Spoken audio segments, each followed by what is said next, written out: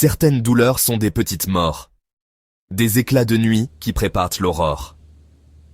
Ce que tu vis n'est peut-être pas la fin, mais le seuil de toi-même. Bienvenue sur Chemin de Lumière. Aujourd'hui, nous allons parler de ce moment étrange où tout semble s'effondrer, et où pourtant, une autre vie commence. Prépare ton cahier. Chemin de Lumière. Note les passages qui résonnent en toi. Ce voyage pourrait tout changer. L'assurance limite, c'est cette confiance qui naît quand plus rien ne fonctionne. Ce n'est pas une foi naïve. C'est une assurance née du chaos.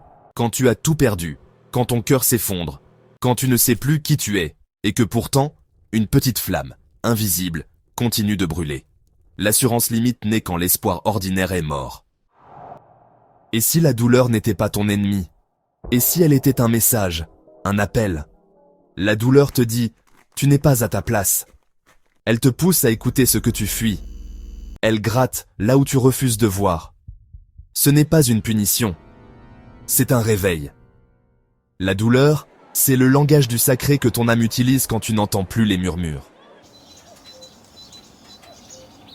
Toute transformation commence par une rupture. Tu dois accepter de perdre. L'assurance limite, c'est avoir le courage de traverser ce seuil sans savoir ce qu'il y a de l'autre côté. Il faut mourir à ce que tu crois être pour naître à ce que tu es vraiment. La peur du vide est le dernier gardien avant la révélation. Tu as cru que tu étais tes douleurs, tes échecs, ton passé. Mais ce n'était qu'un costume. Quand tu arrives à la limite, tu n'as plus d'image à défendre. Tu deviens réel. C'est là que naît ton feu intérieur. Ce que tu traverses ne détruit pas ton âme, il la libère. Après la chute, il y a le silence. Un espace de reconstruction. Un désert. Et là, quelque chose d'invisible commence à respirer en toi. Tu n'es pas vide. Tu es en gestation. Ce silence est sacré. Il contient la graine de ta renaissance. Croire quand tout s'effondre, c'est un choix, pas une émotion. C'est une décision de l'âme, une force qui dépasse la logique. C'est là que naît ta lumière. L'assurance limite ne demande pas de comprendre, mais de ressentir. Tu n'as peut-être pas entendu les signes. Tu n'as peut-être pas su lire les pertes. Mais la lumière ne t'abandonne pas. Même quand tu n'écoutes pas, elle attend. Elle frappe à ta porte. Elle te murmure « Reviens chez toi ». La lumière ne force jamais, mais elle n'abandonne jamais. Ce chemin n'est pas facile. Il demande d'oser être vrai, d'oser s'aimer même dans la nuit, d'oser croire que tu as une mission. Tu es plus grand que ce que tu crois. Tu es un porteur de lumière. Si tu ressens cet appel, écris-le dans ton cahier. Écris « Je choisis de renaître ». J'aimerais maintenant te parler d'une femme qui incarne profondément ce que nous appelons ici l'assurance limite. Elle s'appelait Sœur Marie-Angélique, née en 1902 en France, dans un petit village au pied du Massif central.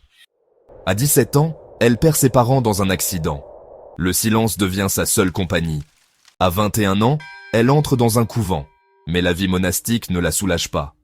Au contraire, chaque nuit, elle se sent inutile, cassée, abandonnée.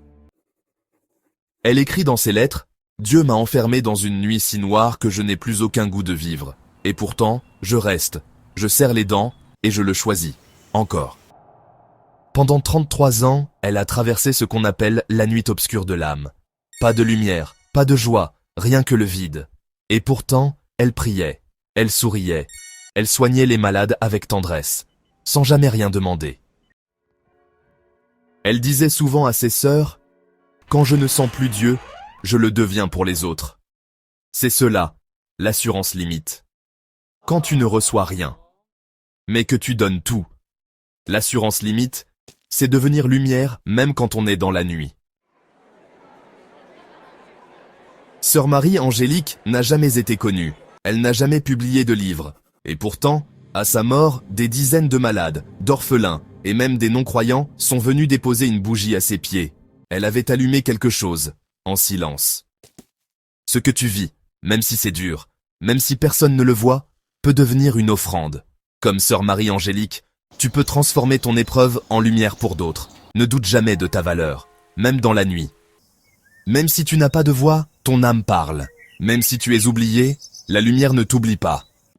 Abonne-toi à Chemin de Lumière, écris un commentaire avec ton moment préféré. Et surtout, continue d'écrire dans ton cahier. Ce n'est pas une vidéo, c'est un passage.